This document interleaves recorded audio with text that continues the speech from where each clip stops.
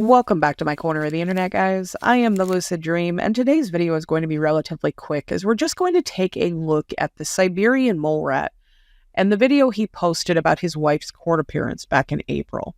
First and foremost, though, as always, thank you to all of my channel members and subscribers. If you are new here, please consider hitting that subscribe button. I would certainly appreciate it. And before we get into it, I also want to give a thank you to our sponsor. Today's video is sponsored by Aura, and it's a crucial time to talk about them because hackers may have stolen the social security numbers of everyone in the US. Almost 3 billion records were stolen from national public data, which is a huge problem because these records include your phone number, your full name, your address, your date of birth, your social security number. We live so much of our lives online in this day and age that it's vital to protect yourselves on the virtual front and not leave yourself vulnerable. I've been the victim of identity theft myself, and when I tell you how horrible it is to try and sort through and rebuild after that, believe me, it isn't something you want to have to go through. Even now, every year, I get an alert that someone is trying to file taxes under my social security number, and it's frustrating. But all I can do is protect myself for the future. And that's why I started using Aura. Aura alerts me if they find my phone number, email, social security number on the dark web. They let me know if anyone is trying to use my information to access my credit or bank accounts. And they give me up to $5 million in identity theft insurance in case the worst happens again.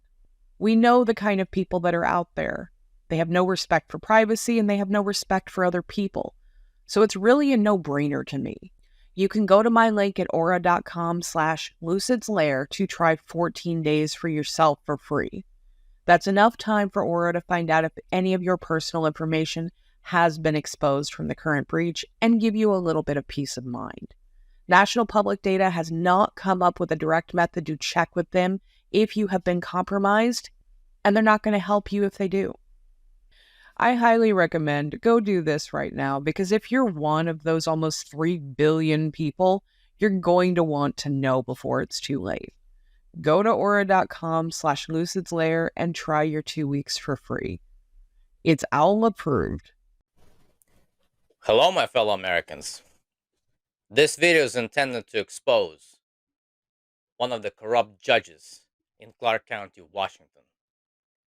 This is a motion to dismiss on the case of my wife having been charged, maliciously prosecuted, for obstruction a law enforcement officer in the state of Washington.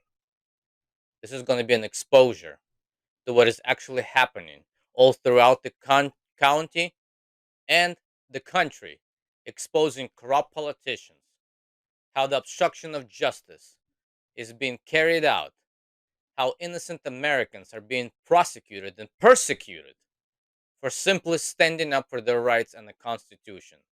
This is going to be a video where I'm going to absolutely bash this judge, the prosecutor, the prosecuting attorney, and this corrupt system, and the criminal gangsters of Clark County Sheriff's Office. So welcome and enjoy it. And leave your comment. And let's fight this fight. And we, together as Americans, will succeed. We will persevere. We will be victorious. Okay. So here's my problem with this entire thing. Even taking the fact he's a frauditor out of the equation, taking the fact that he's a foul human being out of the equation, this all stems from their car being repossessed. His wife got in the car because he instructed her to and told her not to get out. I get it. Getting your car repossessed probably sucks. That isn't a situation that anyone would want to be in, and it was probably a decision made out of desperation. But those tow truck drivers were there legally to repossess that car. It's not like they could just say, okay, well, she's not getting out of the car, we're just going to drive away. They can't do that. They have to do their jobs. They called the police. She still refused to get out of the car. Again, I get it was probably an emotional scene, but we have actual instances of injustice in this country. And then we have situations like this where you have people who refuse to take accountability for themselves crying corruption. This isn't corruption. This is very, very, very simple. Their car was being repossessed. They didn't want it to happen, and now they want to continue to play victim. That's all there is to it. I mean, yes, I was mostly going to take testimony for the court, and then if ultimately Ms. Korvelikov wants to have them played, we certainly can. If the court wants them played, we can play them from her USBs, or I can pull them up on the web base, whatever's easiest. Since we have them marked, I have the copied on whatever's easiest. I think she's brought a USB converter and can play. I also have my laptop, and we can use HDMI. Okay, I see you've got something there, maybe. Okay. Your Honor, I have a question though, Yes, before ma'am. we continue. So the arresting officer is Mr. Shen. He's not on the witness list, he's not here. So why are these officers here? Well, these officers were also present, so I don't know. I'm gonna have to hear the testimony of the officers. So I don't know anything about the facts other than what you guys have put in, attached to your documents. But I don't know the role. There were other officers obviously there, so we'll. But don't I have the right to actually face the You officer that will. accused You me? will at trial. This is just whether or not there's sufficient evidence to even get to trial. So we're here in a pretrial motion. You're saying. Your position is we shouldn't even have a trial because there's not going to be sufficient evidence. Yeah, but the officer that accused me submitted to complaint. It's not here. Okay, that's fine. You can make that as argument. I'm going to let the prosecutor, I'm not going to present her case for her. I don't know what she's going to present. So she's going to present evidence. When we get to argument, I'm not here to decide whether or not you're guilty or not today. That's not the role today. It's just whether or not there's evidence to proceed to trial. Okay, so you can make that argument at the end if they don't bring that officer. I don't know if that's the officer they said's coming or may not. Okay, first witness. Thank you, Your Honor. First, the state calls Sergeant Gregory Agar. And sir, if you could raise your right hand. Do you swear a firm testimony you're about to give is the truth, whole truth, and nothing but the truth? Yes, Your Honor. Okay, go ahead and proceed. If you could state your full name and spell your last name for the record. It's Gregory Agar. A-G-A-R is my last name. Thank you. Go ahead, Ms. Sinclair. Thank you, Your Honor. Good afternoon, Sergeant Agar. Where do you work? The Clark County Sheriff's Office, ma'am. Thank you. How long have you worked for the Clark County Sheriff's Office? Over 9 years now.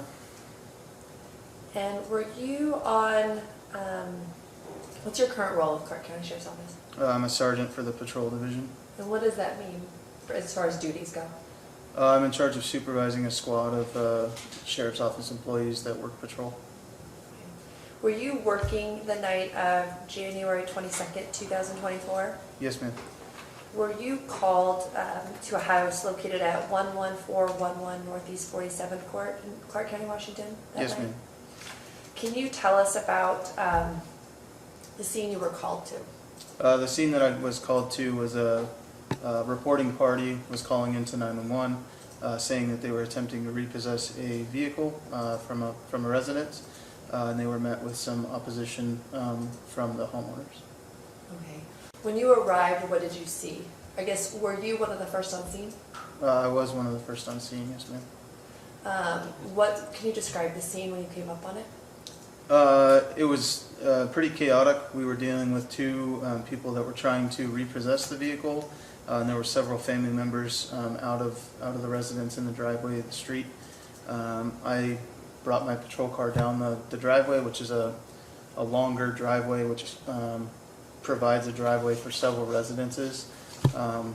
And so in bringing my patrol car down that driveway, the contact team that we had established used my car as kind of a position of cover. Okay. And can you describe why you had to have a contact team? What was kind of the allegations going on? There was allegations that one of the residents was going to get a weapon. Objections. That's irrelevant to me. Okay, it will be relevant as to why they're there, so I'm going to overrule the objection. When you arrived on scene, did you, can you describe kind of what family members you saw, about how many, where everyone was? There was at least two, I would describe as younger adults, a male adult, and then inside the vehicle in the driveway was the defendant. Okay. And can you identify the defendant by a piece of clothing? In the room today? In the room today. She's wearing a green floral shirt. Thank you. Please let the record reflect that Sergeant Agar the witness has identified the defendant. If it was so reflect. Thank you. Okay, so you're one of the first on scene, and who else is there? Do you recall? As far as Sorry, we've covered the people. I guess as far as law enforcement. there were several deputies that were there. Okay. Did you so you arrived? Do you think towards the beginning, but in the middle of all the officers? I'm just trying to get a picture of what it looked like when you arrived. So again, I was technically the first on scene, if you will, because I drove my patrol car down the driveway. Once I exited my car, that's when all the other deputies kind of conglomerated behind my patrol car, and then another front yard of a residence that we were next to. Okay. And how are you all dressed for this situation? In a very similar uniform to this. Okay. Are you also wearing any additional protective gear based on the allegations of a weapon? Personally, I don't remember if I was, but I know several deputies had their helmets on. Okay. What did you do when you arrived? I began kind of organizing the two separate contact teams, if you will. We were meeting a lot of verbal resistance from family members in the yard, the driveway. So dealing with that while understanding that we had two potential victims that were in the tow truck, which was attempting to repossess the vehicle. And were they in the tow truck when you arrived? Yes, they were. And was their tow truck free to leave? Was there anything blocking the tow truck? It was not free to leave. There was vehicles that were blocking, as well as family members, if you will. Okay. Who was the original, I guess, target of your investigation when you were called to the scene? I believe his first name is Leonid. Okay, so the adult male. Yes.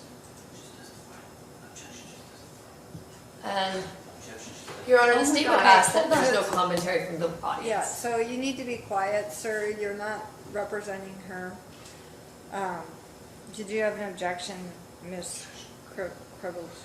Okay, if you can't quit talking to her, I'll have to excuse you from the courtroom. Did you have an objection? Yeah, I do. What is it? Why is he? It has nothing to do with me again. Okay, I have to get a background as to why they're there. I can't make a determination if there was obstruction unless I know if the law enforcement officers had a right to be there. So I need the background information. So the objection's overruled. Go ahead. Okay, so where is the adult male when you arrive? I believe he was in the driveway, but his actual location changed several times throughout the contact. So he was always in movement. There would be portions where he would be stationary and verbally challenging us, but he was moving a lot, yes. Okay, and was he complying with the orders to come to you? No, ma'am. Okay. Were you in a position to go get him? No, ma'am, not initially. Okay, why not initially? Our primary concern was the two people that were in the tow truck and getting them to safety. And was that done? It was, yes. Okay, and then what was kind of the next order of operation? Once they were to safety, the male went into the residence at one point, at which point it kind of divided our resources between the house as well as the defendant who was in the vehicle in the driveway.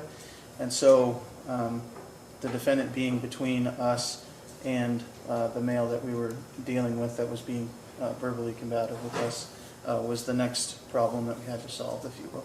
Okay. Did you call out to the defendant in the vehicle? We moved up on the vehicle eventually and did ask her to get out. Yes, ma'am. Did she comply? No, ma'am. Okay. What were, I guess, can you describe more about her position in the vehicle, dividing your attention, and how that played a role in your ability to investigate the initial crime? So it was pretty clear to us that investigating the initial crime, we were going to be getting some resistance in that.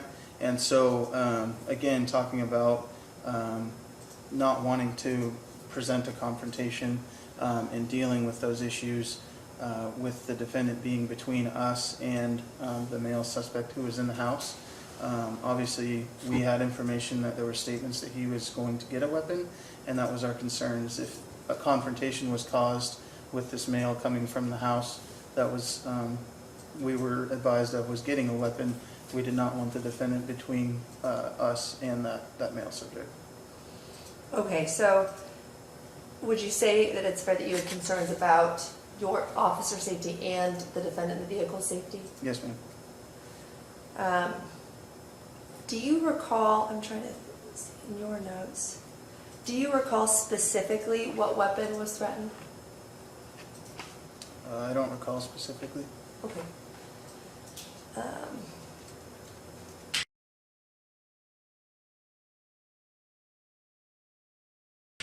Ultimately, let's see. Ultimately, when you asked her to get a car and she did not comply, ultimately, what did you do? She was advised that she was obstructing a law enforcement investigation and that if she didn't comply with orders, she would be arrested. Again, refused to get out of the vehicle, and we had to break a window on the vehicle, and pepper ball was deployed into the vehicle to actually get her to unlock the door and come out. Okay. And once she was removed from the car in that situation, did that allow law enforcement to direct all of their attention to the outstanding defendant? Yes, ma'am. And initial reason for being there? Yes, ma'am. Okay. Thank you. No further questions from me. Ms. Kurvelinkoff, do you have any cross-examination questions of this witness? Yes, I do. So, my question to you, are you arresting officer for my case?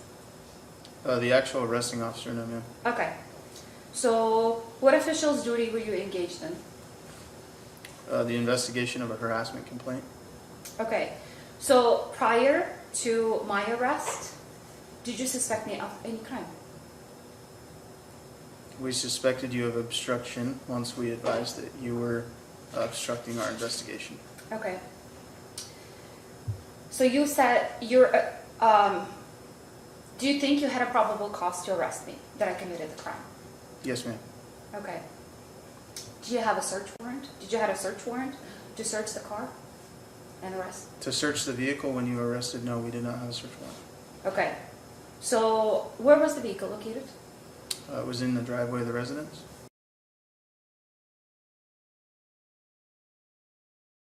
Okay. Was I inside the vehicle? Were you inside the vehicle? Yes. Yes, you were. So why was I a subject of any investigation? You were the subject of obstructing, yes, ma'am. Okay. Do you know laws regarding the possession of the vehicle? You'll have to be more specific.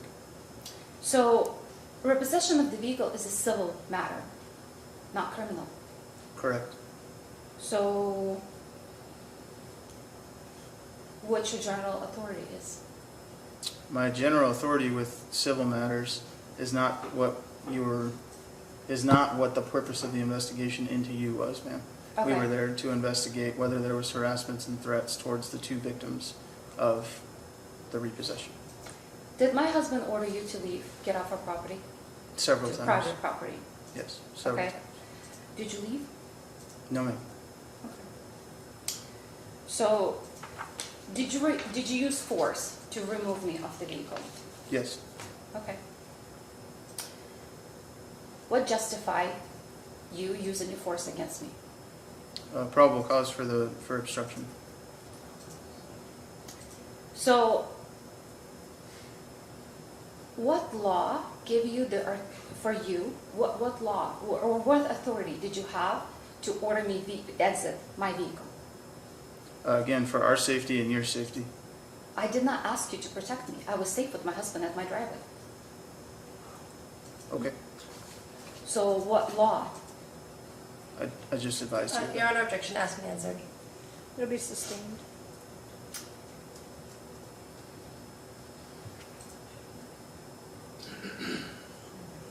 Okay.